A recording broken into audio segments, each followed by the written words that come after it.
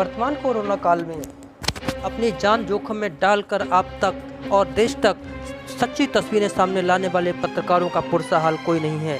यहां तक कि सच्चाई दिखाने पर डॉक्टर्स और दूसरे लोग उन पर सरकारी काम में बाधा डालने का आरोप लगाते हुए एफआईआर दर्ज करा रहे हैं, जिसके चलते पत्रकार समाज और देश के सामने कोरोना से जुड़ी हुई सच्ची खबरें ला पाने में अपने आप को असमर्थ महसूस कर ही रहे हैं। साथ ही लोकतंत्र के चौथे स्तंभ पर खतरा मंडरा रहा है।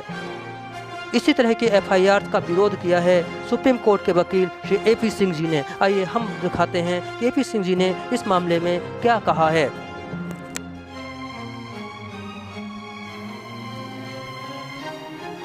वर्तमान कोरोना काल में जबकि लॉकडाउन भी चल रहा है, कोविड के मरीज भी बहुत बढ़ रहे हैं, ऐसे समय में देश में पत्रकारों की स्थिति बहुत खराब हो रही है।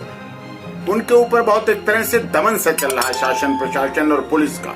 इस बात की शिकायतें पूरे देश से मेरे पास आ रही हैं। अगर मैं चर्चा करूं आज की बात, तो आज जगदीश परमार जी जो उज्जैन के क्राइम रिपोर्टर हैं और उन्होंने से बात हुई मेरी, तो उन्होंने बताया कि राजेंद्र रावत जो कि पत्रकार हैं उज्जैन में माधवनगर पुलिस स्टेशन में, वहां के डॉक्टरों ने उनके खिलाफ एफआईआर करा दी, सरकारी काम में बाधा की। जबकि बात ये साफ तौर पे है कि वो अपनी रिपोर्टिंग कर रहे थे। हाँ, एक मरीज को जमीन पे सड़क पे लिटा रखा है, उसकी रिपोर्टिंग वो नहीं करेंगे, वो नहीं दिखाएंगे तो कौन दिखाएगा। इसी तरह की घटना अलीगढ़ में हुई।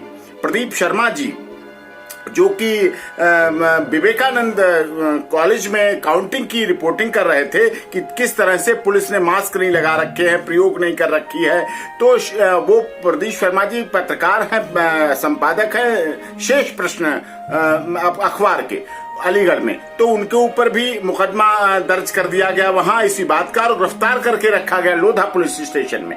कितना बड़ा अन्याय हो रहा है, जबकि पत्रकार हमारे चौथा स्तंभ है लोकतंत्र के, और वो कितना रिस्क लेकर कोरोना में जाके जनता की आवाज के प्रतिनिधि के रूप में दिखाते हैं। और ये बात मैंने जब सुप्रीम कोर्ट में अभी कल और परसों लगातार याचिकाओं की सुनवाई हो रही थी, तो मैंने ये बात माननीय सर्वोच्च न्यायालय में भी, जहां ट्रिपल बेंच सुनवाई कर रही थी, उनके सामने भी इस बात को रखी। तब उन्होंने कहा, मैंने कहा कि झूठे केस रजिस्टर्ड हो जाते हैं, जो बात सोशल मीडिया कहीं कहीं किसी माध्यम से चली जाए। तो माननीय सर्वोच्च न्यायालय में साफ तौर कहा था कि किसी भी इस तरह की शिकायत पर डीजीपी को, सभी राज्यों के डीजीपी को आदेश दिए गए कि अगर इस पर किसी तरह का कोई एक्शन और कार्रवाई होगी तो उनके खिलाफ कंटेम्प्ट ऑफ कोर्ट की कार्रवाई कोर्ट के अनुसार मानी जाएगी।